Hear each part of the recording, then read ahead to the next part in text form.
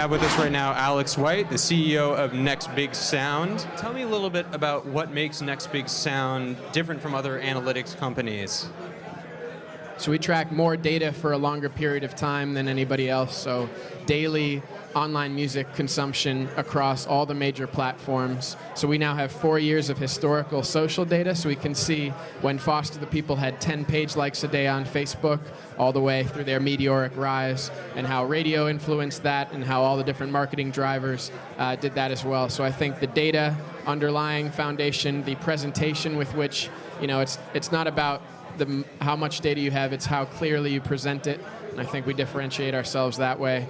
And then a lot of the intelligence we layer in on top of that and the data science initiatives we have are the three kind of differentiating factors. Do you find that an artist's spike in popularity on one social media or distribution platform usually coincides with other spikes, or do these platforms usually just operate pretty independently?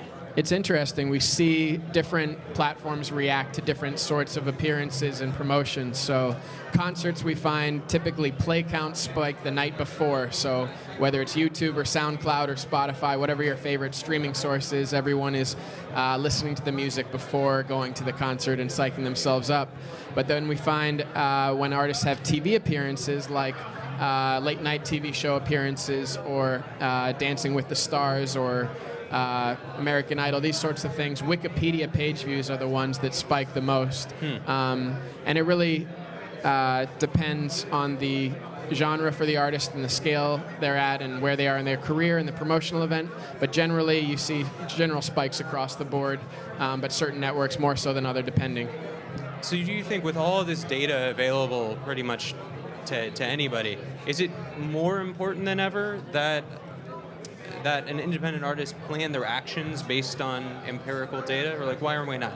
Yeah, I think that historically this is, the bands would spend a lot of money recording, or the label would, and then a lot of money marketing kind of blindly in print and traditional media, and not really sure which elements worked, which didn't, but just kind of the cacophony of things either led to a successful outcome or didn't.